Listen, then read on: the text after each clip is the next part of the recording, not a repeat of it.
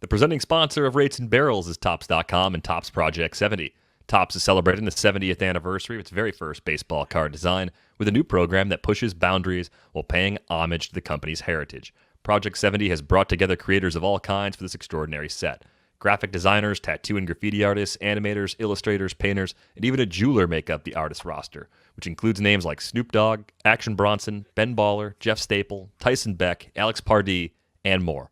Each artist will select their own MLB players and Topps designs from any year to craft a unique story. And I've mentioned it once, but I got to mention it again. That Fernando Tatis Jr. card from Toy Tokyo is one of my favorites in the entire project so far. Be sure to check that out. You still got about a day left to pick that one up. 3 new cards launch daily all year long on Topps.com and are only available for 70 hours before they're gone for good. While you're there, be on the lookout for special cards. Head to Topps.com to learn more about Project 70 and to check out which cards are live right now.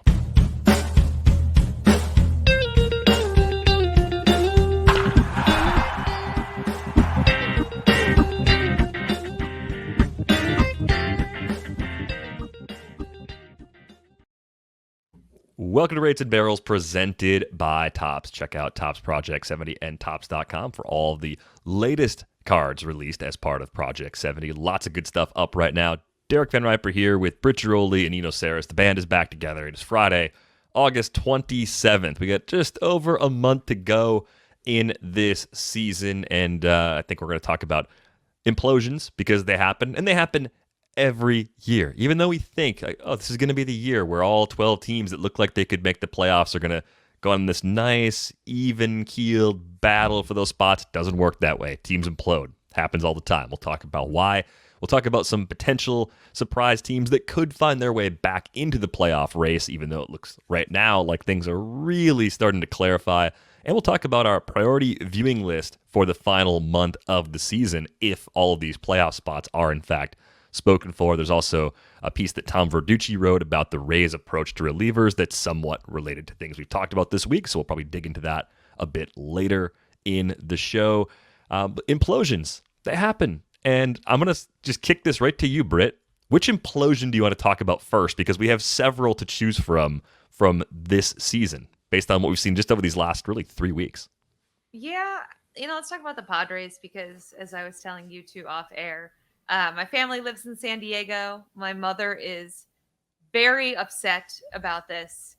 She has gone to tons of games this year. She really, she's a nurse. Every Friday this year, they get to wear Padres gear. It's a new thing. That whole city has become so swept up in the Padres being good. It's given them some hope finally. And to watch this debacle since basically the last month or so, basically since the trade deadline, it's been really tough to watch. They make the move to fire Larry Rothschild, kind of unexpected, but certainly someone has to pay when a team is this bad. Although you can ask the Mets what happens when you fire a coach. Absolutely nothing really happens when you fire a coach. It's more of a symbolic gesture for a manager to save their own skin. But I think when you guys look at the Padres, am I the only one who's upset about this? Just disappointed, I guess. Not upset, just disappointed, as my mother would say, in the way the Padres have played here. Like, I was penciling it in October in San Diego, selfishly, and that's not going to happen. And I think when you look at this, there's no one to blame but the San Francisco Giants for having a year out of nowhere. Yeah, no, it seems to me that it has something to do with trading away all your prospect depth for guys like Snell and Musgrove. And so, with a couple injuries, but yeah, are they that much more injured than other teams? I don't think so. They're about as injured as everybody these days. They just haven't, the pitching program hasn't produced any young players that are going to take over. But the thing is, like, they're still a good team. They're still battling against the Dodgers. It's not like they were totally out of it in these 2 games. And I could see them changing things. Like, if you look at the playoff odds, you say, okay, they have a 20% chance of making the postseason right now, and be like, oh God, that's so sad. If they won 2 games and the Reds lost 2 games, that number would be completely different. Yeah. It's a little bit of a reflection of how much time is left in the season, right? I mean, you can look at the the Jays and say, well, they've imploded too, because based on playoff odds they have, I think expectations in Toronto haven't quite risen to the level where expectations were in San Diego, going back to March. Even though with the expanded playoffs last year, the Jays were a playoff team, and even though I think we would all agree they still have a very bright future with the core that they have in place. But just 2 weeks ago, Yankees-Jays was a coin flip in terms of which team was more likely to make the playoffs. The Yankees have been red hot in the time since then, and the Jays have gone the complete opposite direction. They've been ice cold, lost a lot of games they really couldn't afford to lose, but shouldn't have lost along the way. So this isn't just like a pick on the Padres thing. It's certainly not just an LOL Mets thing. Like, several teams go from what looks like pretty good playoff odds in the early part of August to almost long shot odds by the end of the month. And there's a whole bunch of different reasons why this happens. I think in the case of San Diego, Britt, you kind of put this to us before we started recording. Is it because they didn't make a move at the deadline? I don't know, because like we know they were trying to get Max Scherzer. By most accounts, and they didn't seem would have won some games for them. He would have won some games for them, but they weren't also getting Trey Turner, based on anything we know. So it wasn't like the exact same thing the Dodgers did. But if you just say the Dodgers only got Turner and the Padres happened to get Scherzer, you give them 2 more wins, and then they're maybe dead even with the Reds today. They'd still be in a battle, a legitimate battle, because the Reds are a good team, and because the Padres, unfortunately, have had so many injuries this year, they're just not quite the team we thought they could be on paper. Yeah, although if you're taking Scherzer and giving him to the Padres, you're also weakening the Dodgers. And the Dodgers right now, without Scherzer, are a very pitching susceptible team.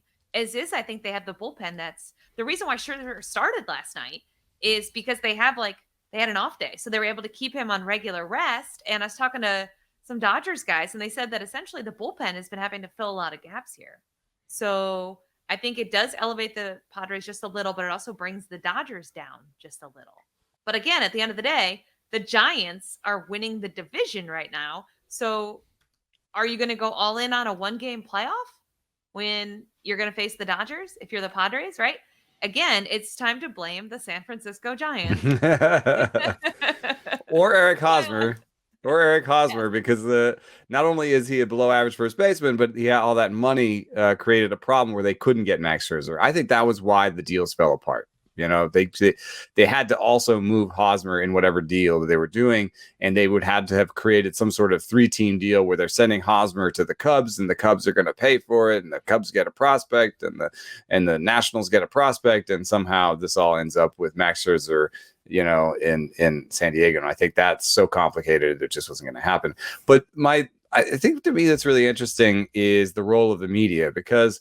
And I don't like, maybe we maybe nobody cares about media criticism, but like, just think about the Yankees 2-3 weeks ago and just how dead in the water they were. And people were calling for Cashman's job, and Cashman had to have like a press conference to be like, I'm disappointed with how people are playing, and I'm working hard to make this team better. Right. Like it seemed like he was like almost like he'd be fired at the end of the season. That's how I got that like sort of whiff, and people were just like, oh my God, this is the worst. And now the Yankees seem like a lock to make the postseason. They might even win the division. They're running out the jumbo package in the outfield with the biggest outfield ever.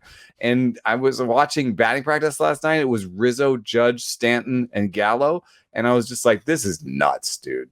This is nuts. Like this is like the Bugs Bunny thing, where they just like are rounding the bases, It's the Braves too. I mean, the Braves have gone on a similar run here. And what's kind of cool about August is it really separates the pretenders from the contenders, right? Your team makes moves, they don't make moves. This is it, right? This is your team. This is your roster. There's really nothing left.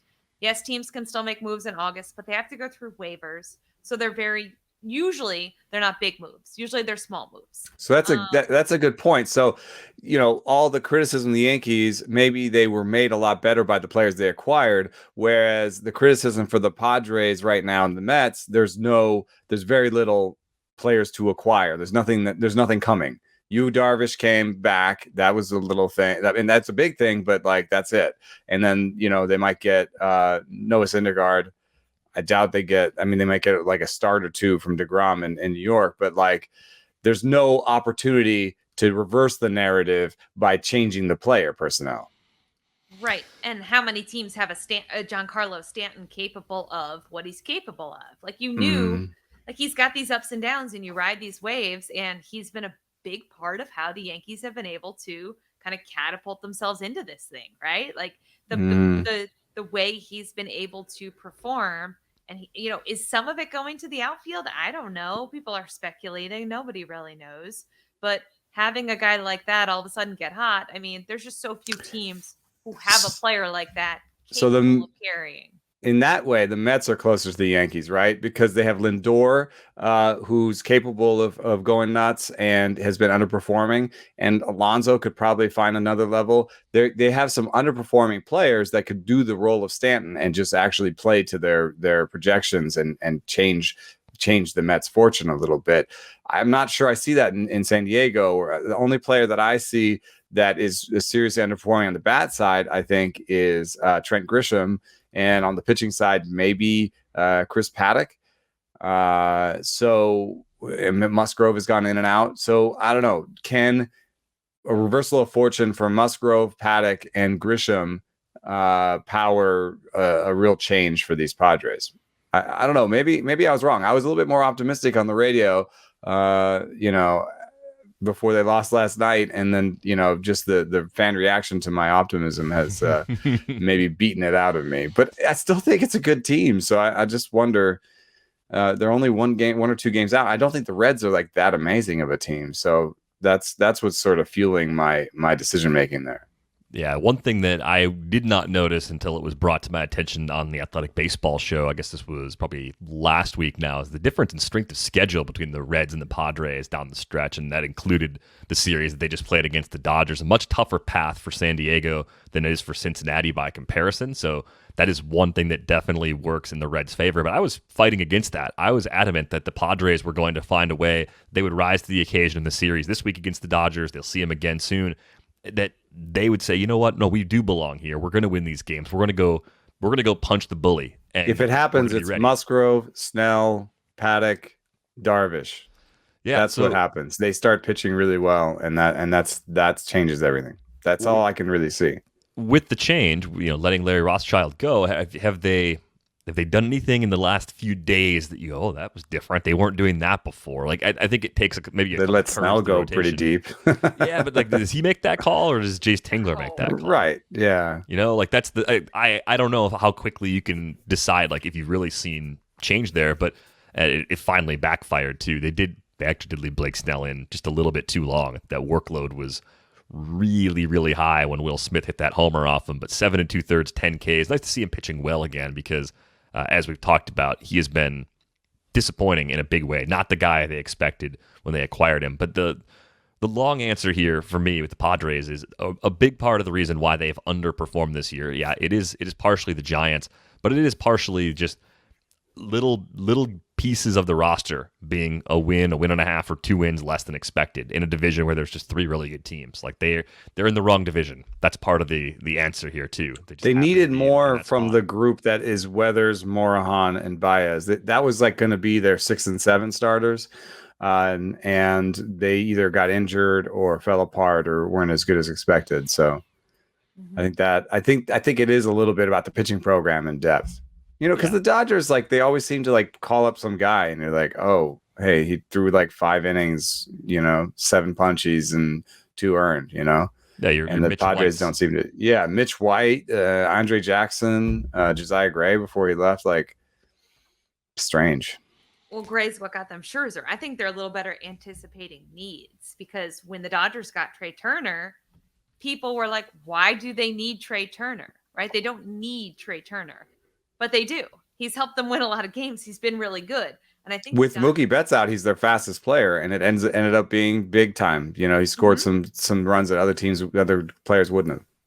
Yeah, I think the way the Dodgers look at depth and acquiring is just better than a lot of other players. They do have the system. They do develop guys.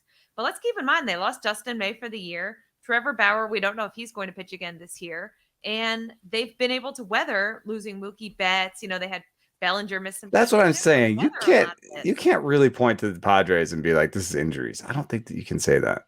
I think that the Dodgers have a similar amount of injuries and lost players, and have just done a better job acquiring that depth. And then look at the Giants. I mean, those guys have all been injured off and on, and they just are really good 1 through 30. I mean, if you look at the AAA lineup for the Giants, something kind of clicks for you. It's really good. It's not like, I'm not saying it's like really good. I'm not saying it would beat a major league team. It's just really good for AAA. They've got Duggar, Dubon, like Talkman down there. They've got like a legitimate lineup 1 through 9 down there. So if anybody ever gets hurt, you're just like, oh, we have like a legitimate guy, the replacement that's going to come up and not just totally stink it up. And I don't know. The Mets might have a case for being more injured than most, but they might also have a case for having brought some of that upon themselves by there's something wrong with the way Mets deal with injuries. Yeah, but rather than take shot number 1,462 at the Mets for their inability to figure out how to handle injured players, I'm going to put a question to you guys that I think is pretty fun. Will any of the, let's call them surprise teams, find their way into the playoffs? And I'll define that. Any team that's basically not locked in or on its way to a playoff spot right now. That'd be the Padres at 20.8% playoff odds, the Phillies at 14.1%, the A's at 12.6%. Then you got like the Jays, the Cardinals, the Mariners, and the Mets. Those last 3 teams, by the way, all under 5%. So will any of them find their way in? Do you have any reason to believe that there is a turnaround coming from any of those 7 teams over the final month plus of the season? Well, the Phillies, because they have an easy schedule. They have an easier schedule than the Braves even to close it out. So they lost Hoskins. They did. And so that hurts a little bit. But could Aaron Nola finally have a good September? That could, Nola with Wheeler. Harper seems to be having one of his better seasons. Harper's very quietly having a really good season. You have an easy schedule in a bad division. Could I see it happening? Maybe. The Braves have a really tough stretch here now. They lost both games to the Yankees. They went on that 9-0 run against teams that are terrible. It is still very hard to go 9-0. They are still a good team. They're playing well. But I wouldn't be totally shocked if the Phillies edge them. Out of all these teams, that one would surprise me the least. Phillies rest of season opponents have a .459 winning percentage. That is the best among the teams we're discussing, and actually one of the best among any contenders. The second one is the Reds at .461. Then you've got the worst is actually the Padres at .538. Ooh, that's a funny number. And the Phillies, the Phillies at .459, Braves .495. Blue Jays .495. I could see the Blue Jays putting it together. Barrios, a little turnaround from Barrios, and all of a sudden you're about 4 deep in the rotation. When we were looking at bullpens, my numbers say that they were second best in stuff over the last month and just haven't had great outcomes. So maybe a little bit better command from the bullpen. Comes to better results. And then Vladito just needs to, lift the ball a little bit better again. He started to hit those ground balls again. And Springer needs to come back. But all those things are like kind of, yeah, sure, Springer should come back. And Vlad still hits the ball really hard. And, they have good stuff. And the rotation is pretty good right now, 1 through 5, actually. So I could see the Blue Jays doing it. Yeah, I'll stay on the Padres sinking ship. The numbers support it, even though the. No, what about that sinking ship? There's something there. Like I just think we write columns, we go into the Zooms and we ask them, and they have to field questions about what is it like to be on a sinking ship. I don't know. Like I don't know if I've ever heard that question. No, but it starts to make you think you actually are on a sinking ship. Yeah, that's what I'm saying. And so I just, and I think that like time of year actually matters a little bit too, because I don't know if the Yankees thing is a perfect map, because they had 2 months when their ship was sinking. They had 2 months, which is more like we have a deadline where we can acquire, like we were talking about, we're going to acquire players, and we have 2 months to turn this around. We're going to be fine. Whereas when it starts to be like, we have 35 days. We have 35 days, and after the game, this mofo media guy is always asking me about how much does another loss hurt? How much does another loss hurt? Yeah, it feels great, actually. Makes you this angry one felt fine. and sad as a player, right? Which are probably not the best ways to be your best self. Here's the other thing that I think I'm getting a little bit weird and soft here. Well, no, And but this is not stuff that's in the numbers, but I have to think that like this kind of like swirling narrative that comes around. If you've got a hashtag for it, it's so easy to just access it again. You know? So this is kind of pointing back to the Mets again, but do you think it's weird that when Pete Alonso tries to be positive about the situation and tries to, I think he's trying to change the narrative. He's trying to push a positive story, and nobody likes it. He's exhibiting the qualities of a good leader, right? A good leader is not going to tell you the sky is falling. Good leader is going to say, hey, look, we got this. We're going to be fine. We just got Lindor and Baez back. We can play better than we played. This is an important stretch for us, and we can do it. Like, that's what you should say if you're a leader. You shouldn't say, oh, shit, we're doing it again. We're LOL Mets again. This is a disaster. What do we do? I don't know how to hit anymore. Like, if he said that, they would they'd lose it. It'd be hilarious. But it'd be hilarious if a player trolled the media that way and said it, but it's just like, what response would be satisfactory to the people covering that team and you want more that team? Steve Cohen crap posts on Twitter? Do you want them to be like a WWE like wrestling match in the locker room where Alonso is like hitting people with folding chairs in the clubhouse before the game? He's like, yeah, I didn't like JD Davis's attitude, so I hit him with a chair. Like, what do you want? Like, I think people want authenticity. I think people want guys to tell the truth, even though we all know that they almost never tell the truth to us, especially not when things are not going well. That's a good point. I guess to some that the Alonso stuff seems fake. Yeah, I think people are upset watching the Mets, and they want the Mets to also be upset by what's going on. That's why this isn't the Pete Alonso. Several weeks ago, this was a big deal, and you know, I go on SNY once a week, and so it made headlines in Metsland anyway. That he said, you know, he gave some fluffy response to what had been going on when they were tail spinning right at the beginning, and people were upset because they want Pete Alonso as a leader to say, we should play better. We are better. Fans deserve better. Not like, yay, we're having fun. Let's smile because we get to play baseball. I just think that's a little insulting. That's fine in April or May or maybe June. But now it's like crunch time. And I don't know what's so wrong with a guy who holds a lot of stock in that locker room, holding guys accountable, acting upset, pretending like, yes, it's fun to play baseball, but it's not that fun to get our brains beat in every night. That's not really a great analogy. It's not that fun to lose all the time. But you know, they when they did research into hot streaks and cold streaks, for the most part, they didn't think that hot streaks existed, but there was a little bit of an evidence for cold streaks. And so I just wonder if there's just a psychology to it. It's like a confirmation bias, right? Where you're like, we suck. And then you lose another and you're like, see, we suck. Yeah, you don't want to go that way on a day-to-day basis. If that's your mindset every day, it will play out. But it is, that way. I mean, I think what Britt's saying is legit too. I mean, he could preface what he's saying, and maybe he did, and we just seen the clip, but like he could preface what he's saying is like, you know, it is disappointing and we are all trying to play better.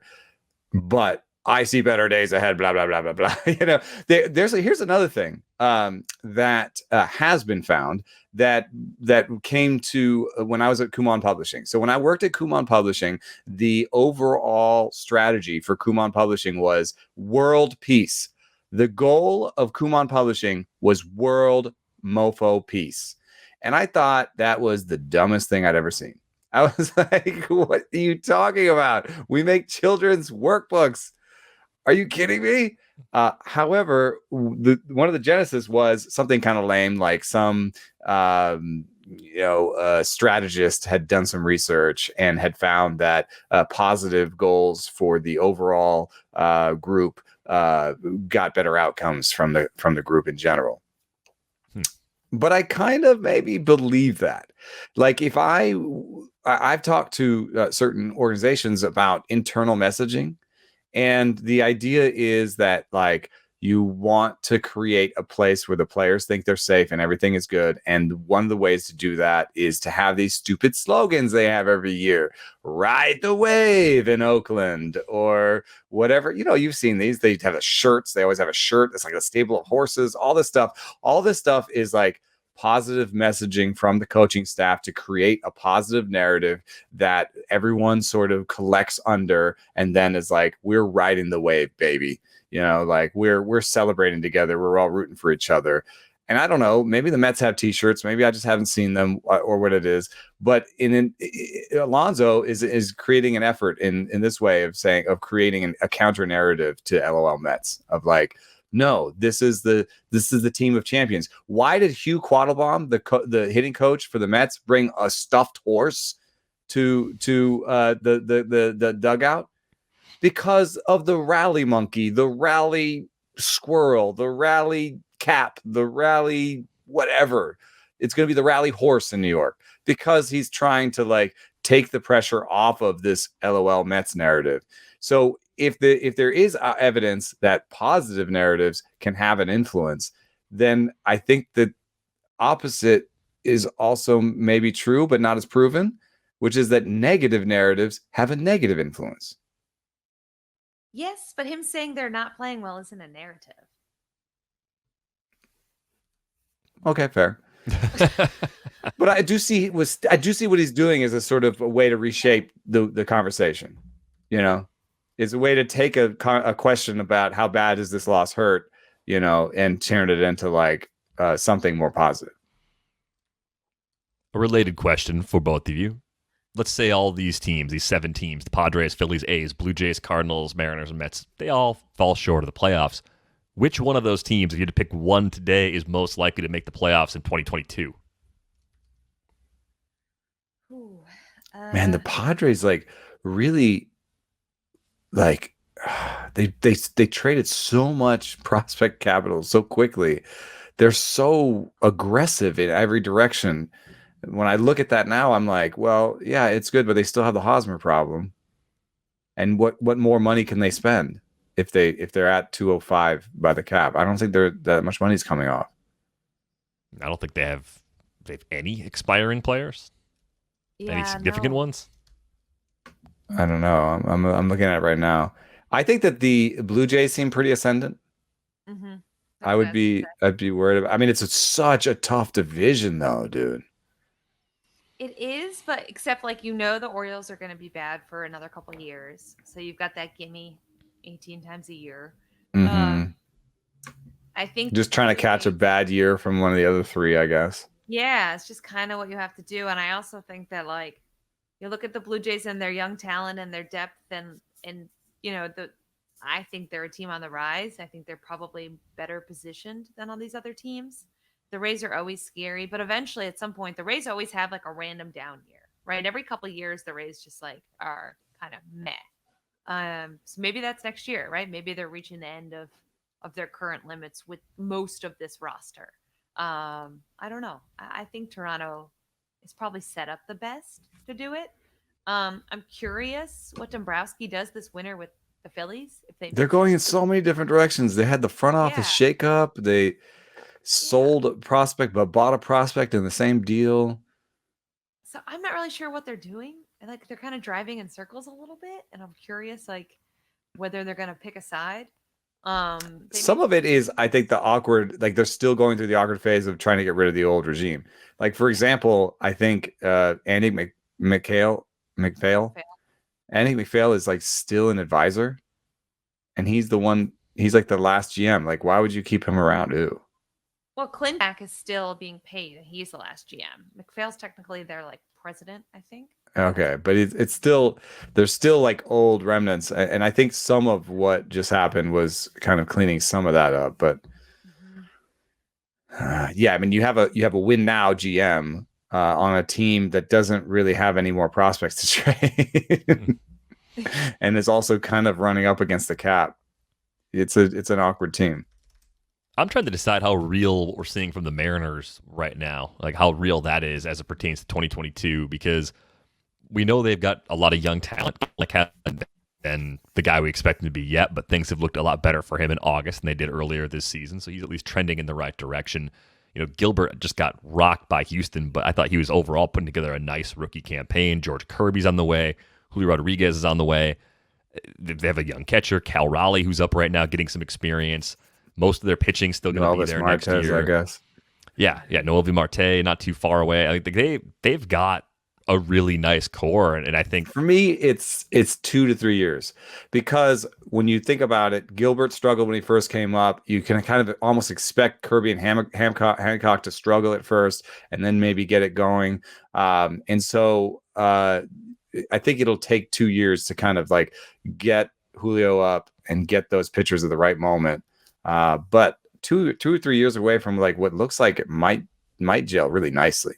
I mean, what they need right now is a couple more bats, and they've got those coming, and then they've got a bit of a parade of arms, and not all of them are going to work out. But if one or two of those pop and they sign one more free agent, like they have a little bit of money to spend too, I think. So I think in 2 years, Mariners will maybe even win the division. Like they'll be that good.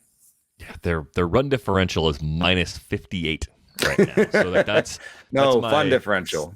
It's plus 90 according to Baseball Reference. I don't know the exact formula for fun differential, but that's the exact kind of positive, thinking, positive reinforcement that you were just talking about, right? Like if you start to believe in yourself and you create a culture of believing that you're going to be a playoff team, if not this year, next year or the year after, that changes the culture of being a perennial loser, which is more true than not in Seattle, unfortunately. It's kind of like San Diego, where you look, there's some good teams throughout their history, a handful sprinkled in, but it's been a lot of disappointment and a lot of heartbreak for that franchise. So to break through that barrier is tough. Yeah, you got to really push against it. I do think that they've done some work against that. Even if they missed the playoffs this year, the Padres have done some work against that by having a sustained run, having a winning season, being in it to the near the end. And I do think that they'll find a way to reconfigure next year. And I do have some really nice prospects still at the very top of their organization. So I don't think that the Padres are that was their only chance, and no. LOL Padres or anything. So no, I think I'm with you guys though, that I think it's the Jays that's the most likely to make the playoffs, but I'd say the Padres are right back in there again. I wonder if we had to pick today more wins in 2022 in the regular season, if we had to go Padres versus Giants, because every time we've talked about the Giants, it's like, I finally am starting to believe, I guess. Like it's so hard to bet on them to do it again, dude. Right. Yeah, you think they're going to run it back and be the average right age over there, dude.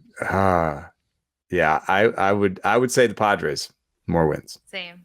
Okay, so there's still some belief in the Padres, maybe a whiff of disbelief with the Giants because Chris Bryant, is a rental. Willie signed, yeah, he's a rental. Or Elliot Ramos, is Elliot Ramos a game changer of a prospect either way? And is he ready? And Joey Bart just seems like a regular old catcher, really. So it's a while till you get to the kind of more exciting bats that are younger for the Giants. Yeah. So, all right. So we're in agreement, though, on the likely non-playoff team to make the playoffs in 2022. What's going to be the September viewing priorities for you guys? If you're starting to think about, okay, what are you watching? Obviously, Rays, Yankees, Red Sox for the AL East, because the two teams that don't win the division probably play for the wild card. That's huge. Giants, Dodgers to win the NL West and avoid the wild card. Also a massive battle. What else is going to really catch your eye in September when you don't have those teams on, when you're kind of just finding something interesting to get into from just a general baseball perspective? I think you're looking for individual milestones. Max Scherzer is closing in on 3,000 strikeouts. He'd be just the 20th pitcher to ever do it. You watch him last night and the guy is 37 years old, and it's just remarkable to continue to watch. I think you're watching Ohtani, even though the Angels are going nowhere, because he's fun to watch. I specifically tuned in to watch the Orioles game, and the Orioles ended up winning, which was crazy. But he had a mammoth homer to start the game. Yeah. Baseball's nuts because a team that hasn't won in 3 weeks can all of a sudden tee off on baseball's best player, and it's like, okay, cool, they were due. I think you're watching for some of those individual things. You're watching the NL East because I don't think any team really runs away with it here. As we mentioned, I think it's Braves Phillies, right? We can all agree on that. But who's going to pull ahead of whom? I think is a little interesting. And then as we get down the stretch here, you're looking at Cy Young, you're looking at MVP, you're looking selfishly at who you're voting for. I think I have Rookie of the Year this year. I got AL Cy Young. Yeah, so you're starting to watch these races because they're now coming to an end here. It's not June. There's not enough time to right the ship on an individual season. I honestly don't want to see Jacob deGrom back this year. Maybe you guys disagree. I just don't want to see. I think Jacob deGrom is something we should take care of and enjoy for years to come, and keep him in like plastic wrap. And I'm not sure what the advantage of bringing back Jacob deGrom, ramping him back up, and bringing him back into a Mets team that we all agree is toast, is going to do, right? Yeah, I wonder, because one of my answers was going to be pitching, because I'm just a pitching dork, and part of it is like guys coming back like Sale and Thor and deGrom. Part of it is like a fantasy thing. I want to see what they look like before next year. I don't want to go into next year and not have seen a 5-inning start from Thor, because I want to know what the velocity was like, how healthy he looked. Like, for example, he's not throwing his slider. Or his curve. He's not going to throw any breaking balls in his return. It's just going to be fastball change. So that's weird. And what'll that look like? And can he be successful like that? So I'm watching that sort of thing. So I kind of disagree a little bit that I think with deGrom, I'd almost want to just see, can he do it? And if that thing's about to go, like if it's just like the rubber band that's about to go, then do it. You know what I mean? Like, then do it and get the cert. I mean, I don't know. I don't know that, like, he's rested for months. So if he doesn't pitch again, then you're just gonna like take a whole year off, or take like 8 months off, and then that's gonna mean that he can pitch next year for like 180 innings. Yeah, how much better do you feel about him for 2022? I would feel better if I saw. I would feel better. I would feel better if I saw a couple starts and he was fine. Because the questions are going to be, well, is he really healthy? Like, that's going to be there probably either way, but more of those questions are going to be there if we don't see him pitch again this season. I think of all those Angels that got like the PRP injections and didn't get the Tommy John, and waited 2 or 3 months, and then came back and then had to get the Tommy John anyway. That's sort of what I'm thinking about. But does deGrom? I don't think deGrom has enough time, guys, to come back, build up, and be this dominant 7-inning Jacob deGrom to make you feel better. So maybe you're right. It's almost like not worth it to watch him slog through 3 innings and be like, okay, is he real? Is he not real? Like, I don't know. Yeah. Just let the guy rest. I don't worry so much about innings. Everybody last year had a shortened season. Mm-hmm. And, yes, soft tissue injuries are, through the roof, but you're still seeing guys like Max Scherzer didn't pitch that much last year. Did it bother him now? Like, I think deGrom is in a little bit of a class of his own when it comes to that stuff. Yeah, I mean, if he's just now playing catch, the progression to 5 innings would take him, like, he might be able to do a 5-inning start like in the last week of the season, I feel like. Does that make you guys feel better? To me, that just makes me nervous that the Mets are going to rush him or mess it up. That's the other thing. The Mets' history with that stuff is another reason why I just want to wrap him in bubble wrap and unwrap him in March. Because right? Like, they just haven't always done the right thing. So maybe them rushing him to have this feel-good moment isn't great.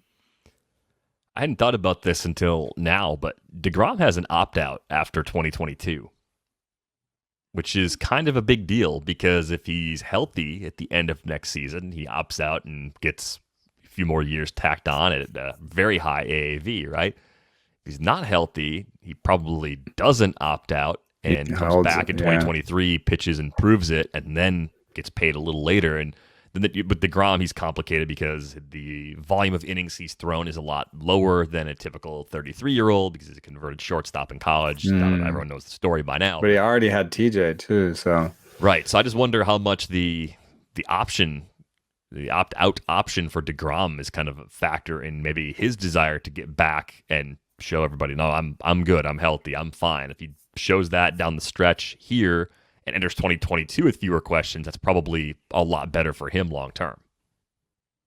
Yeah, that's a great point. But I mean, I think that the debuts, I think we talked about last podcast, are not maybe going to be that amazing with the two roster slot rule in September. We're not going to see that many more top prospects. So I guess I'll be watching like Joe Adell, maybe Dylan Carlson, some of these young bats that need like a really good month to kind of prove that they are what we kind of hope they would be, so Marsh, I guess, counts. Joe Adell. Do you guys have any more names in that regard, like sort of young players that kind of, I guess, Josiah Gray, I want to see Ruiz. Yeah, I think it's Luis Brinson is kind of turning things around in Florida. Like, I kind of want to see, what that's the result of, Yeah, the Marlins are a late season look-in sort of team just for the future. We talked about them, I think, way back at the beginning of the year. A team that was on the rise that maybe would be more watchable this year than it has been in the past. Jazz Chisholm, fun to watch. Love watching him. A healthy Trevor Rogers. I think Alcantara, Jesus Luzardo, if he can turn around, Edward Cabrera. Like, there's definitely interesting young pitching there. I'd like to see them even maybe bring up Jake Eater, but I don't know if that's going to happen down the stretch. They'll probably wait till next year to do that. But yeah, young players are always kind of where the focus goes for non-contending teams. I'd hate to force a segue, but there's a team nobody said they wanted to watch. Who's that? Tampa. Well, I think it's part of the AL East battle. But... Okay, all right. Yeah, you're right though. They're so boring. They're in Baltimore this weekend, and I live between Baltimore and DC, and I'm like, oh, do I want to go see the Rays? I saw them last time. I mean, Randy was such a fun story last year that I think that you could fall in love with that team, and Randy's still there, but he doesn't seem to be as sort of attention grabbing. Wander Franco is really fun to watch, and he really is good, coming into his own. But I think it's a fair question. Tom Verducci had an article about the Rays pitching strategy. It's something that's come up before. There's parts I didn't like about the story. So the parts I did understand about the story is that they have so much velocity in the pitching staff that it's kind of hard to not, and I don't mean velocity in terms of MPH. I mean velocity in terms of moves. That there's so much coming and going in their pitching staff that it's hard to like even know who's pitching for them. Like it's almost a joke with the Rays, where it's like, because of openers and this and that, like I have no idea who's pitching tonight, right? Like when I go to watch them, I'm like, I have no idea who's pitching tonight. Like that's my assumption is I have no idea who's pitching tonight. And so I think that is something that has something to do with their fan problems. I mean, I think it's mostly the stadium, but maybe some of the location of the stadium and stuff like that. But I do think that sort of velocity right now, all of baseball is down 35% in attendance. That's more of I think a COVID thing. The A's are down 60%. They've done some poor marketing decisions, some poor decisions when it comes to what to charge for and stuff like that. But the A's and the Rays also have like sort of high velocity situations. Like they just traded away Jesus Luzardo, who was supposed to be their big guy, one of their big two. To get a rental at the deadline. Like that's how the A's act, and that's how the Rays act. They trade away Rich Hill, even though they kind of need him. They trade away Diego Castillo because his velocity was down a little bit, like, and he might be expensive next year. I don't even know why they traded away Diego Castillo. So that part I agree with, and I don't like. The part that I don't necessarily agree with Verducci on is sort of, and he didn't quite come out and say it, but this idea that them throwing more breaking balls will lead to more injuries. And so they're just chewing up arms on the reliever side. And that's why they have so many injuries. I disagree with that. The research that's out there does not suggest that breaking balls are that much worse on your arm. There's tons of injuries everywhere in baseball. And the life of a reliever, he highlighted a reliever, Chris Mazza. Is his first name Chris, I think? Chris Mazza. He highlighted that he'd been optioned like 10 times and pitched like 11 innings in the major leagues or something. And I was like, do you know any relievers? Have you talked to a reliever? This is the life. This is what it's like to be a reliever. Like when I was trying to clean up the reliever, I was making a joke about this in the last podcast, trying to clean up the reliever list. They're like half the relievers have been on 2 teams this year. That's just what it's like. You get traded around, you get option. Relievers, it's worse than any other thing. If you're a position player, even a guy who's struggling like Dylan Carlson or somebody else, like who's not, you get option. How many times did Joe Adele get option? Once. And then he came back up. That's how we treat position players. Relievers, this is the life, man. This is what they do. This is what it's like. I don't think, I'm not trying to say like don't cry for them. It's a hard life. But I'm not thinking that the Rays are actually that terrible about it. They just manage their roster that way. I mean, the more teams are doing that everywhere. Like, look at the Dodgers, or look at the Giants. Everyone's like moving relievers up and down. Yeah, I didn't feel like thing. Well, yeah, exactly. Teams are leaning into this more and more. They're realizing they can use AAA like a taxi squad if they have a lot of relievers with options left. That's just what teams are doing to leverage that depth. That's the way it works. Is it the Rays? And is it so terrible? I don't think it's unique to the Rays. No. The only difference is they don't really anoint a closer. So I guess it seems like maybe the whole bullpen's always in flux. Yeah. You know what? Here's the thing. This sort of ties together what we were talking about, the September viewing list and the Rays not being on it. And I thought the point I disagreed with that was kind of snuck in there was that they're in the business of entertaining. The style of baseball the Rays play does not sell. And I don't agree with that. Like I don't think their style of baseball is so radical compared to the way the other 29 teams try and play the game that it's harder to be a Rays fan. I think that's total BS. Complete BS. Are you sure? I'm not trying to like fight Tom Verducci because I don't care about that. Are you sure? Here in Oakland, they're like Matt Olson and Matt Chapman are already gone. Yeah, it messes with your fan base's heads because you're always like thinking about your favorite players leaving. But I guess you're talking about just turning on a game. Just watchability, right? Does the way the Rays manage their roster, does that actually make them a less enjoyable entertainment experience? I would say no. I don't They're think it fast. makes a difference at all. They're athletic defenders. They have funky pitches. They have good pitchers. I don't know. They have good hitters. I don't know. I think I agree with you. In terms of just watching the game, yeah. In terms of being a fan, there's some things. Yeah, like the marketability. Like there's a reason why I turned on the Orioles that night, right? They're playing Ohtani. It didn't matter to me. I don't care about watching the rest of the Angels roster.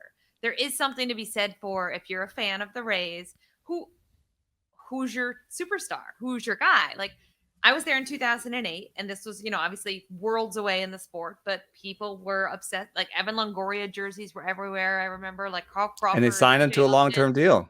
Yeah, those were the guys, right? Those were the guys that this team built around. Those were the guys who, they weren't there for 10, 12 years, but they were there long enough for fans to get excited and say, I want to go to a game. I want to go watch Evan Longoria. I want to watch this game. Longoria is coming up next inning. If you're a kid in Tampa, what jersey are you buying? Right, exactly. So to me, there's something to be said for the marketability of that team, of those stars. Maybe they're exciting. Maybe they're fun. But let's keep in mind that Tampa's a really small media market. So we never get a chance. And now with the COVID rules, you never get a chance to get to know these guys that are no names, right? I can't just go walk in the Rays clubhouse this afternoon, talk to a guy for 20 minutes and write this feature so everyone can get to know a player they've never heard of. That's not the way it works now. So I think to some extent, those teams like Oakland and Tampa Bay without the stars miss out on having the media coverage in there because those guys are maybe the next stars, or maybe they've got interesting stories that cause people to pull for them. That's the reason we loved Randy Arozarena, right? Last year, like he had a great story. It was fun to watch. They need that. I think Tampa needs that. They don't have the huge, big market star power at all. They don't have that. And so I kind of we would be writing those kinds of stories about Willie Adames right now, except, oh wait, he's gone. Mm-hmm. I mean, right? Or Tyler Glass now. That was a huge loss for them, right? That's a guy who is pitching and is fun to watch. And he will say something. And he's a good speaker. So is it fine to mix and match a million guys and not have a starting rotation and not have a bullpen and no one has roles? Does it work? Yes. Is it a great long-term strategy for baseball? I don't think so.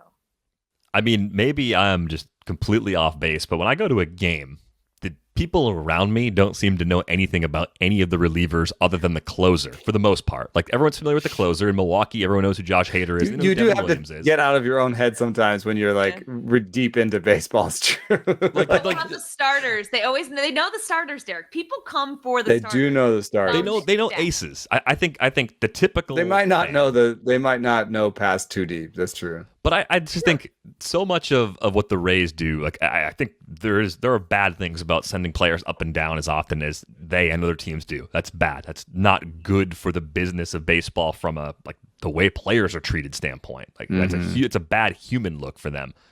Every team is trying to do something similar. It's not. I don't think it's unique to them. What I think is really weird is I think sometimes we put the Rays in this box where we assume they're doing some things that they're not actually doing. Like Shane McClanahan. Does Shane McClanahan work that much less than a regular starter? Like I feel like if you ask most people about him, how much does he throw? Oh, I don't know, 3 or 4 innings. No, he throws more than that. He throws 5 or 6 now. Throws just 5 like or everybody 6. else. Yeah, he's thrown at least 5 innings in 6 straight starts. And we talk about the opener. I just said something about the opener, right? Yeah. I said we don't know who's starting tonight. But how many openers have they used this year? I don't recall them using many or any. I don't. Yarbrough for like a couple, like 2 or 3 starts. Yeah, right. I mean, they're doing it a little bit, but it's not like they've done it like as much as they've done it in the past at most, not more. Like I don't know. Like I just feel like we have this constant like the Rays aren't what we want them to be. It's like, well, they have to be different for all the reasons you mentioned, Britt. It is a small media market. The stadium's a pain to get to. There's all these things working against them. They have a low salary. They operate with this low budget, and because they operate with this low budget, they are going to keep moving players every couple of years, and that's just who they are. If we had 30 teams all spending $400 million on payroll, then every team could have this group of stars that we could watch evenly. But I guess we either have to appreciate the fact that with their stupid restrictions, they do what they do and have the success they do, or we have to demand that they spend more money. Like there isn't, I don't think, an obvious way to stop them from doing what they're doing. Like there's no like way to disincentivize it. I mean, the rules. The rules. What rules? If you put a salary floor in, which is what Ken Rosenthal and Evan Drellick wrote about like a week ago in The Athletic. Okay. If that happens, then all of a sudden that changes things. It does a little bit, but what we learned from hockey is what ends up happening is Eric Hosmer plays for the Pirates. You know, the Pirates want to get to a floor, but they don't really want to spend long term, so they get a prospect for Eric Hosmer.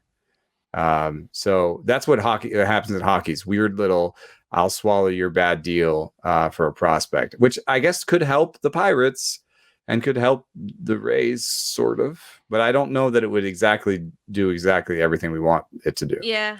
The Pirates could take the Eric Hosmer contract without a salary floor and take a prospect if they wanted to. They don't need a rule in place to do that. They could just choose to do that if they But they'd be more incentivized to do it if they had to spend the money somehow. Yeah, to me, the Rays need like a position player star. And maybe that is Wander Franco in a few years, right? If you have a position player star like an Evan Longoria, you at least have some face on that national map to some extent. I think they'll still get screwed though. They'll get to play nationally televised games against the Red Sox and the Yankees. Yeah. That's about it. One thing that, like, you know, if there was a hard cap, what happens in basketball is that you can then, if there was a hard cap that most people spend to, then you can like fiddle around with like the hometown discount. There's like bird rights and stuff in basketball, but there's like, they've tried to make it so that players will stay with their own team for a while. And I think it's been somewhat successful if you think about it. Like there's been a lot of stars that it's like Curry, Trae Young just signed kind of the deal that'll keep him in Atlanta, that sort of deal. Like I think the stars to the most part stay until they get so fed up that they try to do like the super team thing.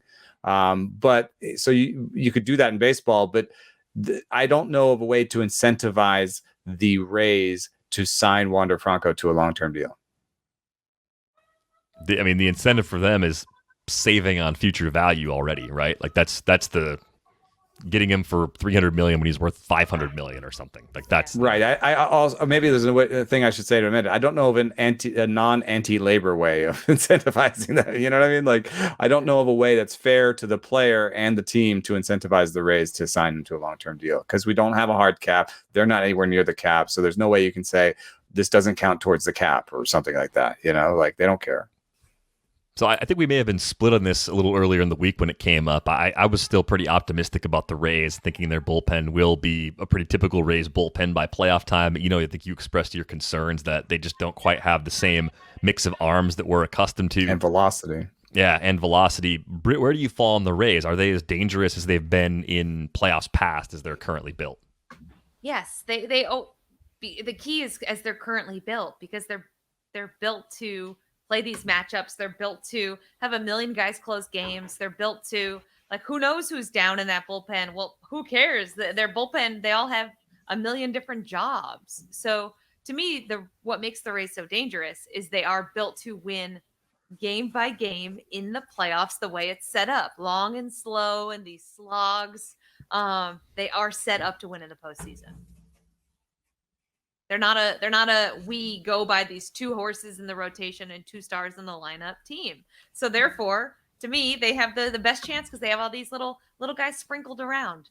And, they're going to have a few guys that no one's ever heard of that are all of a sudden going to hit in the playoffs. And we're all going to be like, who are these guys? Eno's going to deep dive on these guys' swings.